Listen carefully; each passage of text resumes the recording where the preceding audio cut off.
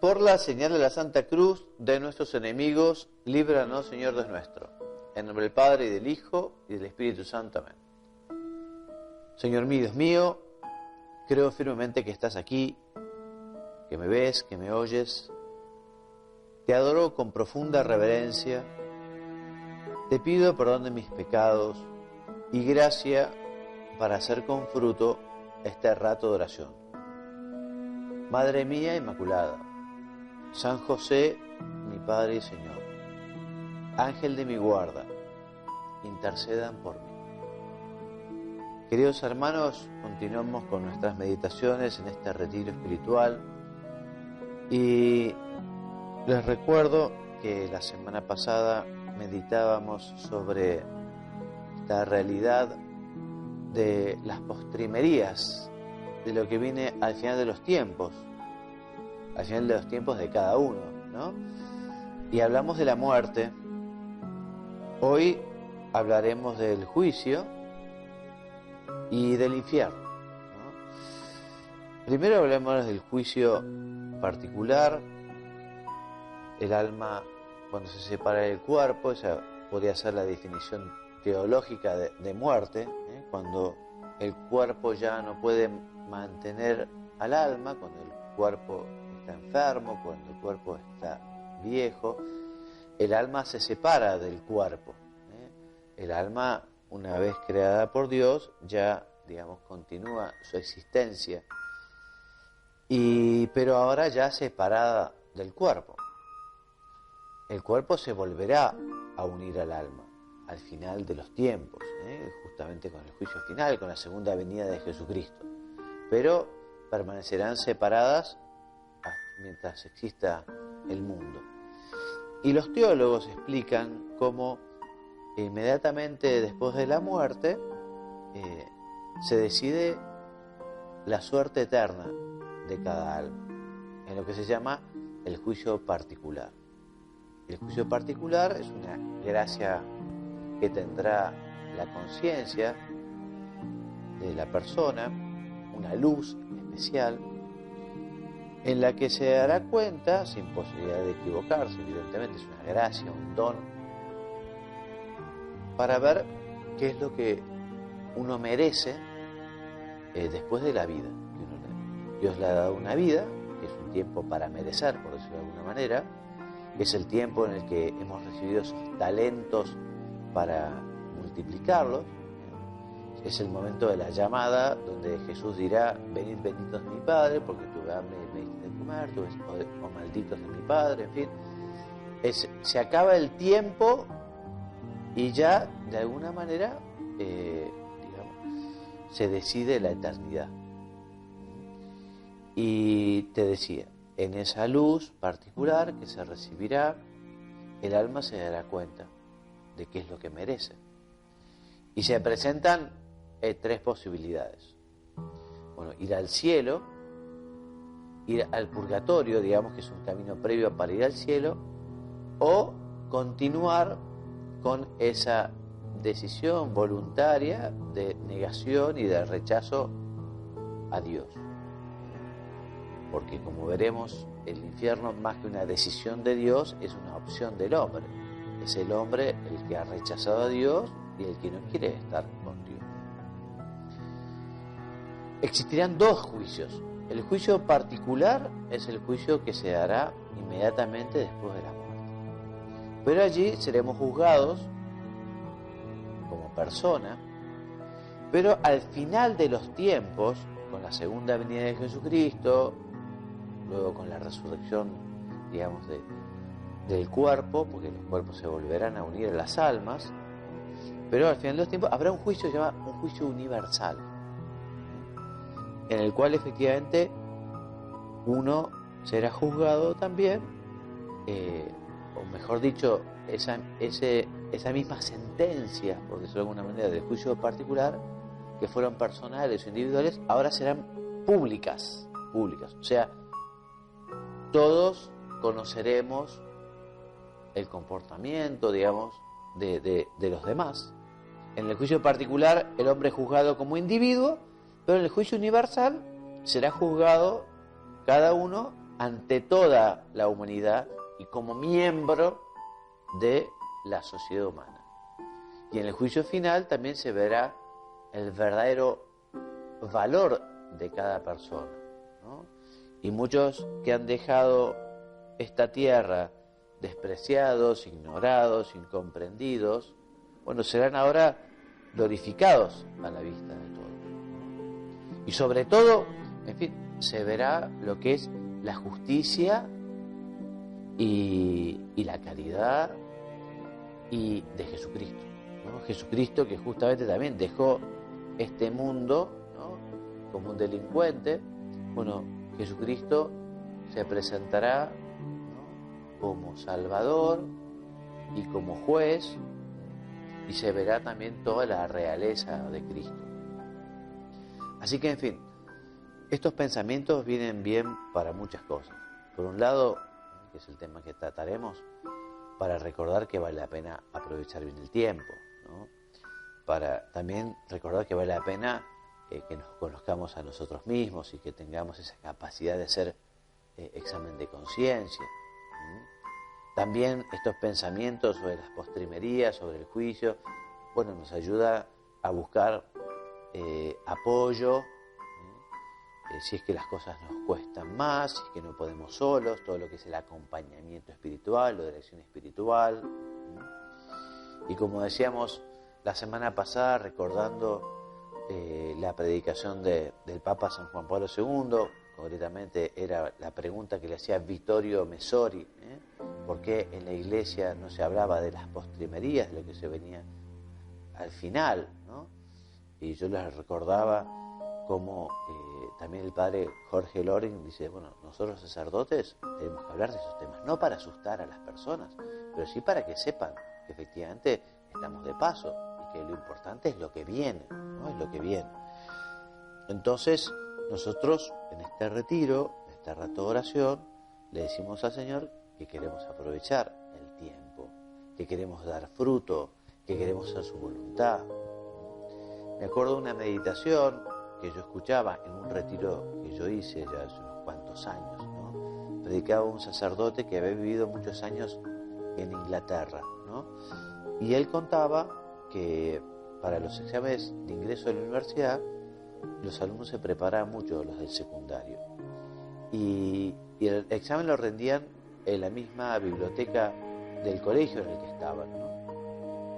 Entonces, para que los chicos se prepararan bien, para que otros factores como los nervios, en fin, no los sorprendieran, previamente a ese examen de ingreso tenían otros exámenes previos, parecidos, semejantes, como se habían tomado otros años, de modo tal de que uno ya llegara, digamos, sabiendo qué tipo de examen es, cómo será, el tiempo, el lugar.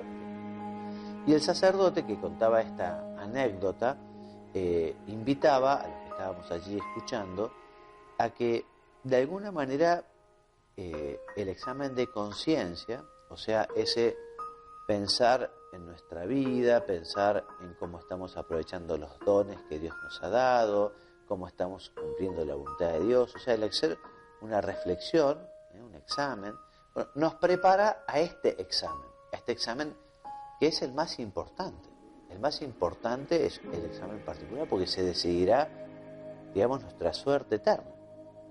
Yo se lo decía a un amigo ya bastante mayor, él superado los 70, ¿no? Una persona que había sido brillante porque había sido medallador de ingeniería, su carrera, había tenido unas notas extraordinarias en el secundario y me había dicho que nunca lo habían reprobado en ningún examen. Pero tenía una vida un poco desprolija, digamos, ¿no?, en cuanto a su comportamiento, ¿no? Y yo le decía a este amigo mío ya grande, ¿no?, que bueno, era muy importante haber aprobado todos los exámenes, era muy importante haber tenido medalla de oro en la universidad, pero que el examen más importante, el que tenía que dar, era el examen ante el Señor, ante Dios, el examen de nuestra propia vida, de qué hemos hecho con los talentos que Dios nos ha dado. Por eso, en fin, aprovechemos hoy para pensar, bueno, yo estoy haciendo un poco de examen de conciencia, o sea, yo me detengo a pensar, bueno, ¿cómo estoy viviendo la vida que Dios me da? Porque hay personas que, como saben que no llevan una conducta muy virtuosa, a veces hay muchas personas que no quieren pensar, no quieren reflexionar, no quieren examinarse.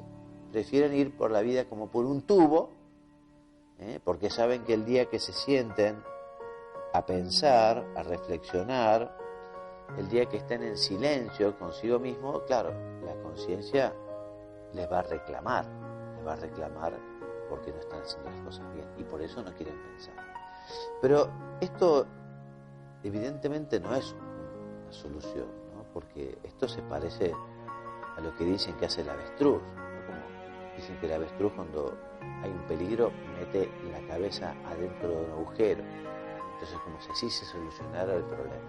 O sea que no encarar los problemas, no reflexionar sobre los problemas, no hacer examen de conciencia, no es muy inteligente. Entonces, es verdad que a uno le puede dar miedo encontrarse con uno mismo.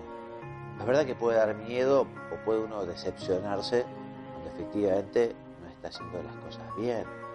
Pero aprovechemos, porque justamente mientras tengamos tiempo, mientras vivamos, mientras estemos en este mundo, bueno, siempre nos podremos convertir, siempre podemos pedir perdón, siempre podemos volver a empezar. Fíjate que hasta el criminal que estaba colgado al lado de Jesús, que él mismo había reconocido su propio crimen, bueno, le dijo a Jesús: Señor, acuérdate de mí cuando llegues a tu reino. Y bueno, y estaba allí, y bueno, y salvó su alma porque se arrepintió de sus pecados. O sea, tomó conciencia, reconoció a Jesús como quien era. O sea que seamos inteligentes y no tengamos miedo a la verdad de nosotros mismos, a la verdad de la oración, a la verdad del examen de conciencia, a la verdad del ponerse en contacto con Dios, ¿no? Porque en la medida en que hagamos oración, en la medida que hagamos examen de conciencia, en fin, no va a haber ninguna sorpresa el día de mañana cuando, digamos, estemos en ese juicio particular. Así que, en fin, por eso la primera idea sobre este tema es eso: no tengamos miedo a la oración, al examen de conciencia, no tengamos miedo. Te decía que íbamos a hablar un poco también del infierno. Te recordaba aquella idea que la había predicado ya el Papa San Juan Pablo II. San Juan Pablo II, en el año 99, dedica muchas de sus catequesis de los miércoles a esto, a las postrimerías, ¿no? Y habla del infierno como rechazo definitivo de Dios, y hace referencia justamente a esto que les decía, ¿no? El 30 de julio del año 99, que el infierno existe, ¿no? Es un estado, y son esas almas que justamente no quieren estar con Dios, no quieren estar con Dios. Por eso dice acá el Papa: por eso la condenación no se ha de atribuir a la iniciativa de Dios, dado que en su amor misericordioso Él no puede querer sino la salvación de los seres que ha creado.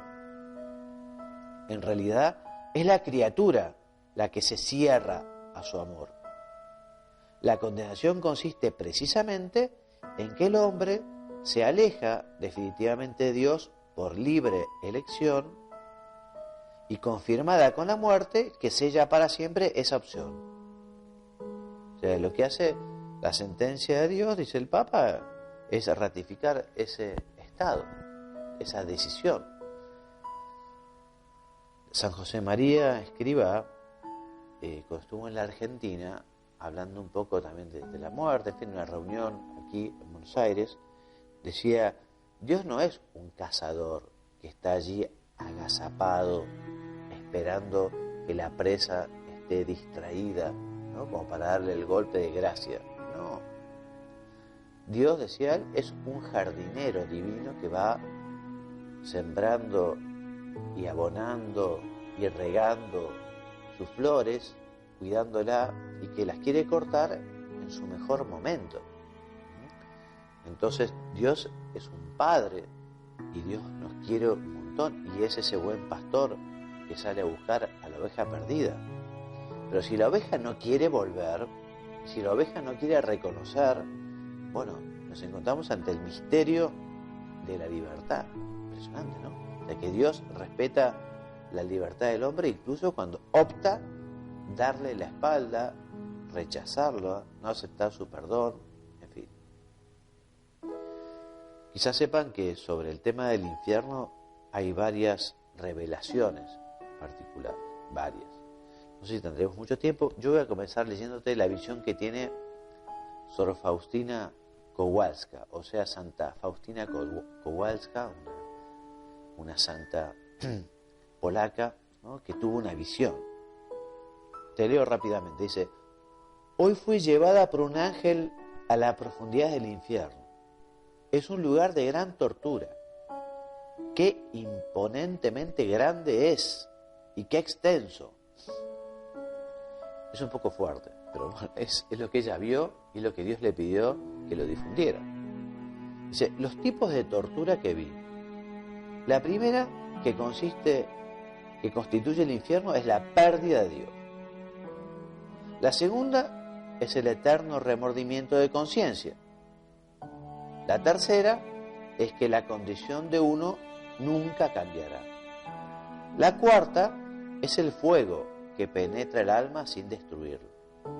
Es un sufrimiento terrible, ya que es un fuego completamente espiritual, encendido por el enojo de Dios. La quinta tortura es la continua oscuridad y un terrible olor sofocante.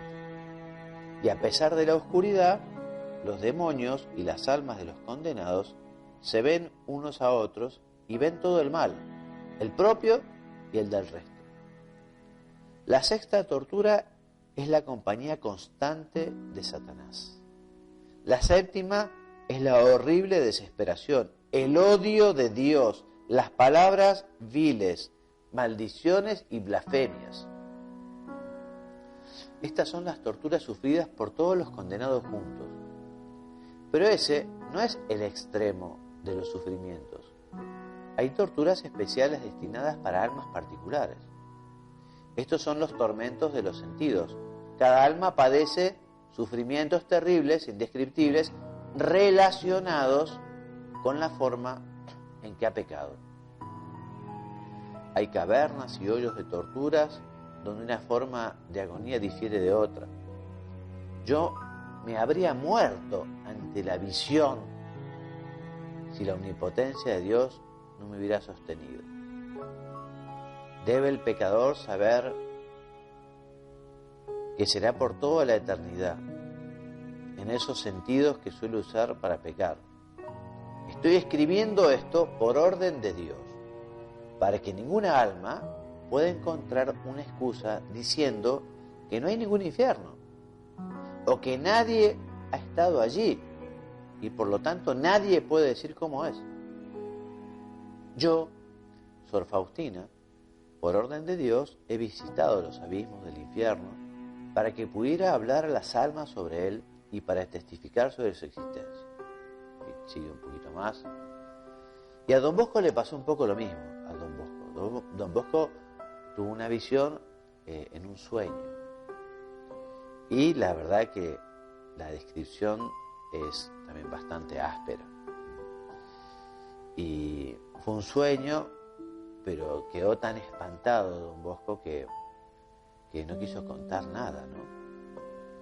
Y entonces se le volvió a aparecer un ángel para decirle que tenía que contar aquello que él había visto, ¿no? Fue un sueño, pero también cuenta Don Bosco que al final de esa visión, de ese sueño, cuando ya Don Bosco venía lejos, lejísimos del sitio donde había visto sufrir a los condenados, puso su mano sobre la última pared del infierno y sintió un quemón, se quemó, tan espantoso que dio un grito y se despertó. Al día siguiente, la mano, el dedo con el que había tocado, estaba negro y la uña se le cayó con gran dolor. Para decir, bueno, fue un sueño, pero tuvo una repercusión material bastante práctica, ¿no? Cuenta que los jóvenes quedaron muy impresionados con todo lo que contó Don Bosco sobre aquel sueño, ¿no? O sea que esto es una realidad, la del infierno. Está en la Biblia, o sea, en la Biblia se habla muchísimo del tema, ¿no? Se habla muchísimo del tema. Y se trata de que uno, digamos, viva su vida cristiana por temor al infierno, y evidentemente no, porque lo que nos tiene que mover es el amor a Dios. Pero esta información no podemos dejar de tenerla, ¿eh? Saber que efectivamente hay un juicio. Y es algo también que a uno por lo menos lo llena de esperanza, porque uno cuando ve tanta injusticia aquí en la tierra, uno ve tanta injusticia y dice, bueno, ¿cómo puede ser que haya tanta impunidad, ¿no? Y uno dice, bueno, pero va a haber en algún momento una justicia final, una justicia definitiva. Te decía que la Biblia habla muchas veces, ¿no? Aquí tengo un texto que cuenta que son 70 veces las que la Biblia habla del infierno, ¿no? Y 23 en los Evangelios, o sea, en el Nuevo Testamento. Entrad por la puerta angosta, porque amplia es la puerta y ancho el camino que conduce a la perdición, y son muchos los que entran en ella. Que angosta es la puerta y estrecho el camino que conduce a la vida, y que pocos los que la encuentran. Dos textos de la Escritura. Dice un santo que el 99% de las personas que van al infierno van por cuestiones también relacionadas con el vicio de la impureza. Dice, apartaos de mí, Jesús, apartaos de mí, malditos, al fuego del infierno preparado por el diablo y sus ángeles. Se habla en la Biblia como si fueran las tinieblas o el gemido o el abismo, donde hay llanto y rechinar de dientes. Se habla de un fuego eterno, de un lago de fuego y azufre que arde sin interrupción, de una prisión tenebrosa en la que los réprobos están encadenados, en fin. Señor, te pedimos que sepamos sobre todo movernos por el temor de Dios, que no es un temor al infierno, sino que es un temor de amor, un temor de amor. Cuando alguien quiere mucho a una persona, justamente lo que tiene miedo es porque como la quiere tanto, ofenderla, ¿no? Por ejemplo, un novio a una novia la quiere tanto que cómo no va a tener esos detalles de cariño, y a veces teme el poder ser, digamos, descortés o olvidadizo o lo que sea. Es un temor de amor, ese don del Espíritu Santo, ¿eh? Es el amor el que nos hace tener miedo de poder herir con alguna falta de cariño a alguien, ¿no? Ese es el verdadero temor de Dios que le pedimos al Espíritu Santo, que nos mueva el amor, que nos mueva el amor, ¿eh? Pero también en el apostolado alguna persona le podría decir al oído, ¿no?